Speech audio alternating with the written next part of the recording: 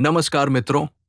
सनातन धर्म के ग्रंथों में अनेक दिव्य अस्त्रों का वर्णन मिलता है, लेकिन उनमें एक ऐसा अस्त्र भी है जिसके नाम मात्र से देवता, दानव और महायोद्धा भी गंभीर हो जाते थे।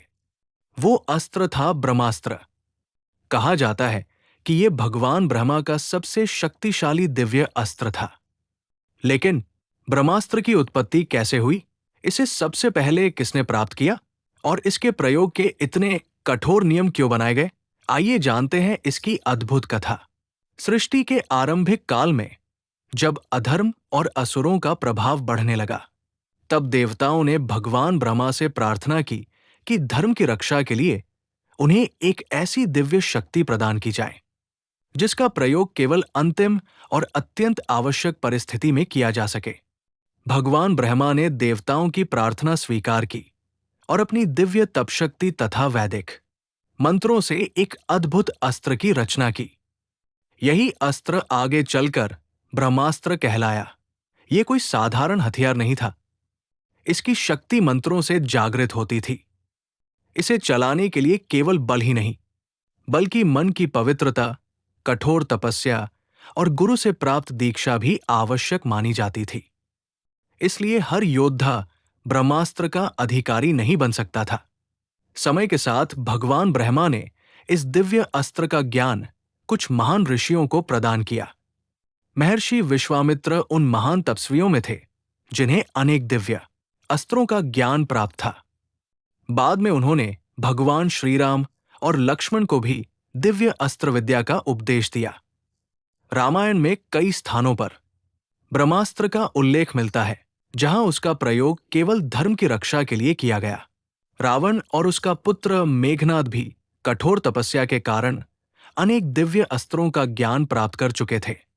इसलिए युद्ध के समय उनके पास भी ब्रह्मास्त्र का ज्ञान होने का वर्णन मिलता है। लेकिन ब्रह्मास्त्र का प्रयोग करना जितना कठिन था, उससे कहीं अधिक कठिन उसे वापस लेना था।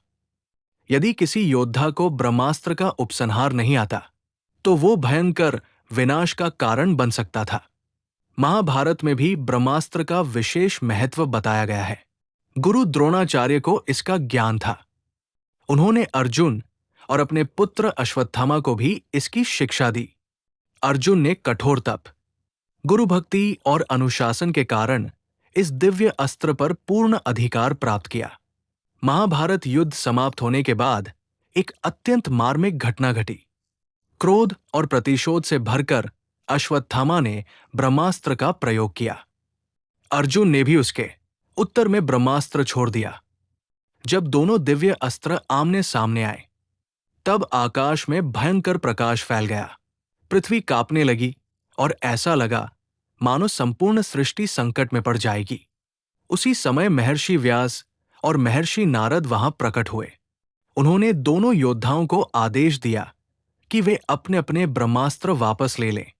अर्जुन ने गुरु की आज्ञा का पालन किया और अपनी साधना के बल पर ब्रह्मास्त्र का उपसंहार कर लिया। लेकिन अश्वत्थामा उसे वापस लेने में असमर्थ रहा। तब उसने उस अस्त्र की दिशा बदलकर उत्तरा के गर्भ की ओर मोड़ दी। उस समय भगवान श्री कृष्ण ने अपनी दिव्य योगमाया से उत्तरा के गर्भ में पल रहे बालक परीक्षित की रक्षा की। इसी कारण परीक्षित जीवित रहे और आगे चलकर हस्तिनापुर के राजा बने।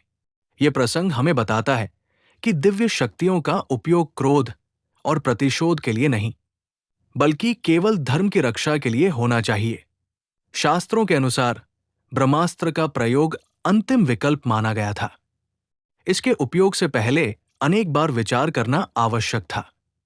बिना उचित कारण इसका प्रयोग करना अधर्म माना जाता था। यही कारण है कि महान योद्धा भी इसे चलाने से पहले अपने गुरु, धर्म और परिणामों का स्मरण करते थे। ब्रह्मास्त्र की कथा हमें केवल एक दिव्य अस्त्र की शक्ति नहीं बताती, बल्कि ये भी सिखाती है कि ज्ञान, शक्ति और सामर्थ्य तभी कल्याणकारी होते हैं जब उनका उपयोग धर्म, न्याय और लोकहित के लिए किया जाए। अहंकार, क्रोध और प्रतिशोध के साथ प्रयोग की गई शक्ति अंततः विनाश का कारण बनती है। इसीलिए सनातन धर्म हमें सिखाता है कि सबसे बड़ी शक्ति अस्त्रों में नहीं, बल्कि संयम, विवेक, करुणा और धर्म में होती है। जो व्यक्ति अपनी शक्ति पर नियंत्रण रखना सीख लेता है, वही सच्चा विजेता कहलाता है।